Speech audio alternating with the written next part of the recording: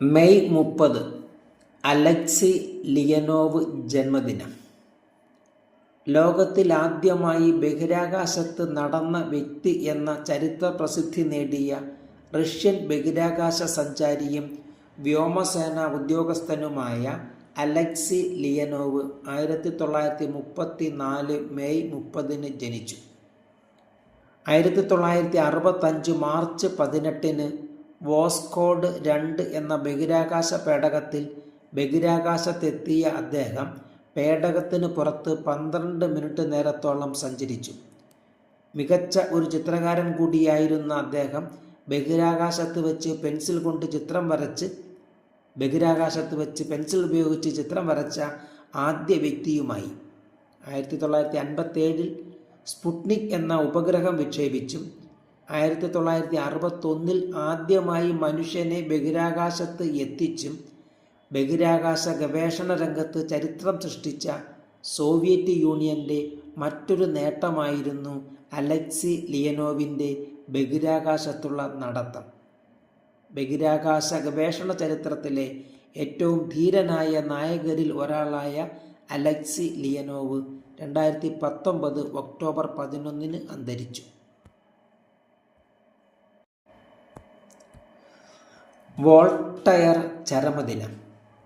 French വിപ്ലവത്തിനും French നവോത്ഥാനത്തിനും അതുവഴി ലോക നവോത്ഥാനത്തിനും വഴിവിളക്കായ ആശയങ്ങൾ സമ്മാനിച്ചവരിൽ പ്രധാനിയായ ലോക പ്രശസ്ത ഫ്രഞ്ച് ചിന്തകനും ദാർശനികനും സാഹിത്യകാരനുമായ വോൾട്ടയർ 1778 മെയ് 30 അന്തരിച്ചു.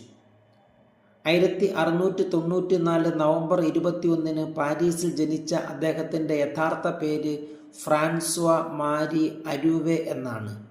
വോൾട്ടയർ എന്നത് തൂലിക നാമമാണ്.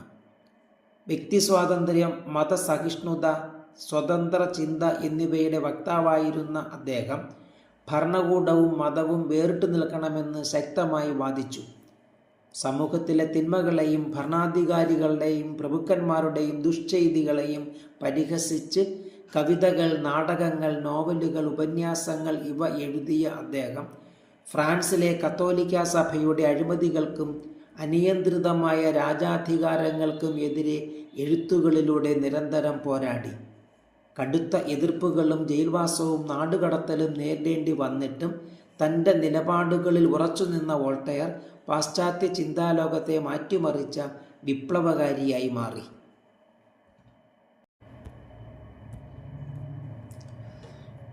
ഇടപ്പള്ളി രാഘവൻപിള്ള ജന്മദിനം. മലയാളത്തിലെ കാൽപ്പനിക കവികളിൽ ഏറ്റവും ശ്രദ്ധേയരാണ് ഇടപ്പള്ളി കവികൾ എന്നറിയപ്പെടുന്ന ഇടപ്പള്ളി രാഘവൻപിള്ളയും ചങ്ങമ്പുഴ കൃഷ്ണപിള്ളയും.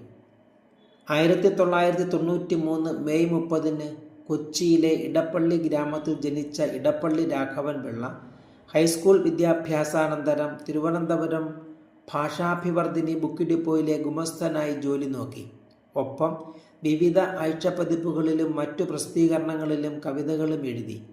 ഈ കാലഘട്ടത്തിലാണ് മഹാകവി ഉള്ളൂരിനെ പരിചയപ്പെടുന്നതും അദ്ദേഹത്തിൻ്റെ അവതാരികയോടെ പ്രഥമ കവിതാ സമാഹാരമായ തുഷാരഹാരം പ്രസിദ്ധീകരിക്കുന്നത്.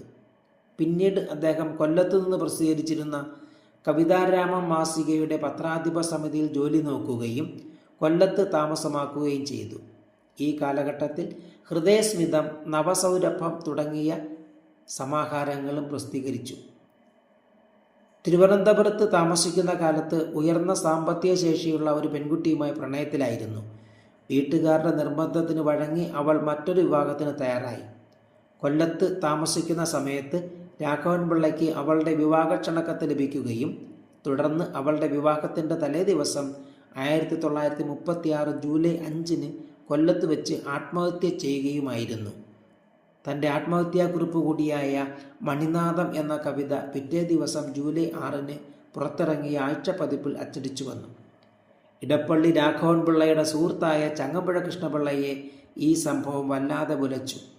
ആ ദുഃഖത്തിൽ നിന്നുമാണ് മലയാളത്തിലെ എക്കാലത്തെ മികച്ച വിലാപകാവ്യമായ രമണൻ എന്ന കാവ്യം ചങ്ങമ്പുഴ കൃഷ്ണപിള്ള രചിക്കുന്നത്.